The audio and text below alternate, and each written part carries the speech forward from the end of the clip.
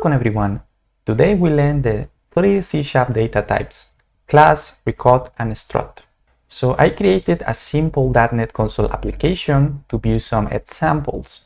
Let's start with the comparison between reference types and value types. Classes and records are reference types. They hold the reference to the data or object allocated in memory.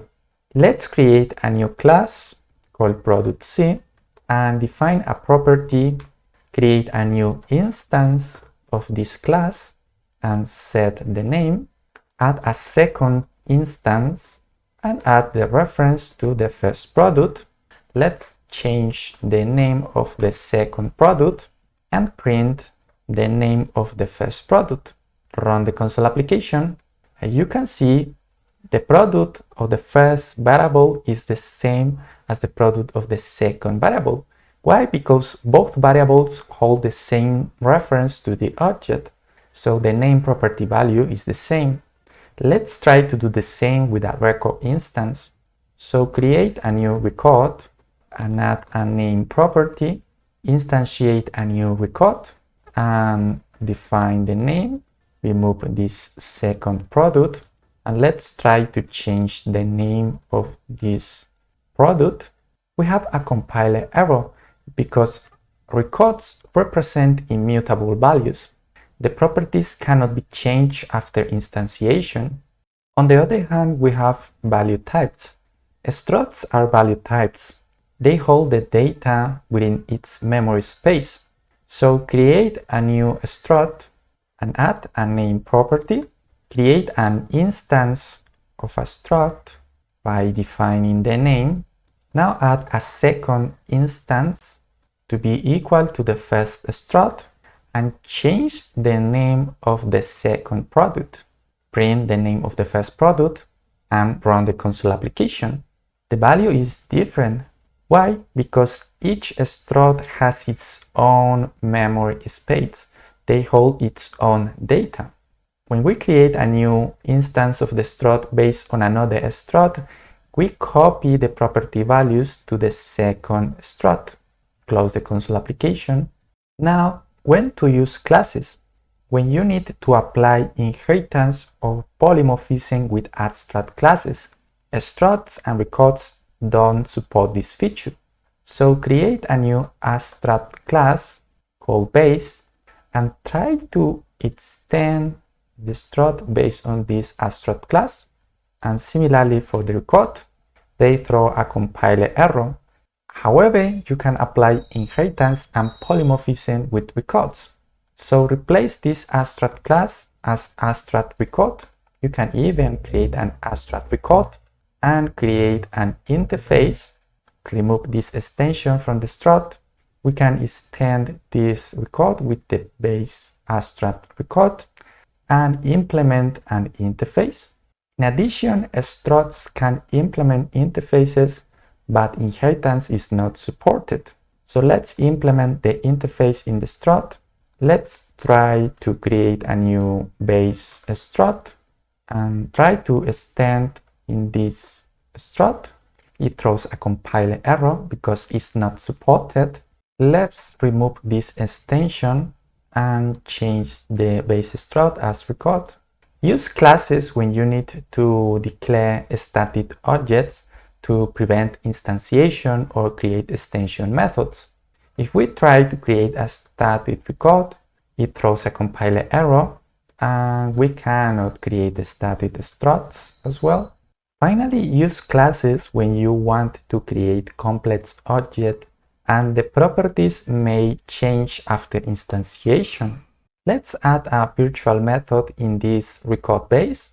Create a new virtual void do something method and let's override this method in the base record. So invoke the method and let's try to change the name of this record. So it throws a compiler error. So use records when you need to create immutable data structures. For instance, you can create data transfer objects or API responses based on these data types. So let's remove this method. Use records when you need to apply value equality for all your properties. So in the record, add a new property called ID, create a new instance of this record, define the ID and the name, add a second record with the same values for the properties, and by a console, let's print the comparison, the value equality between these objects. Let's apply the equality operator. It returns true because all the value properties for each record are the same. So close the .NET Console application. For classes it's different because equality means reference equality. So let's change the variables as classes instead of records.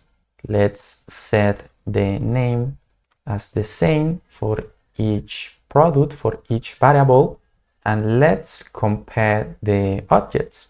Execute the console application. It returns false because each variable points to a different reference to the object. Close the console.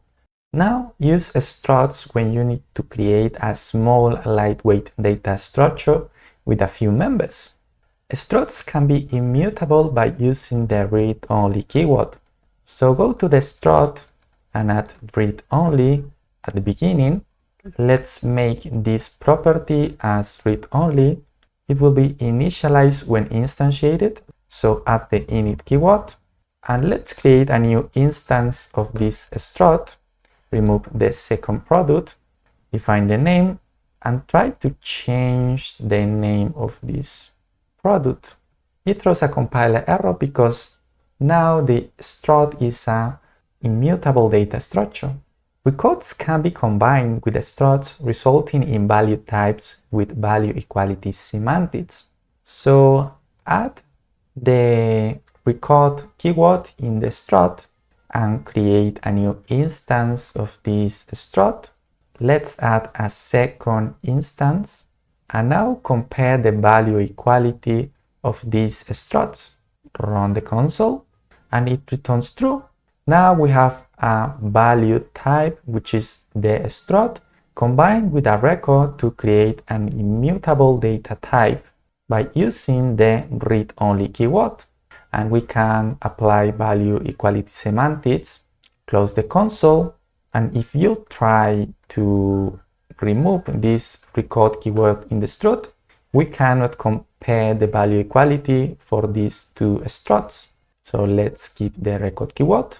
Finally, structs are more cost-effective than reference type in terms of memory allocation, so they avoid garbage collection cost and related overheads.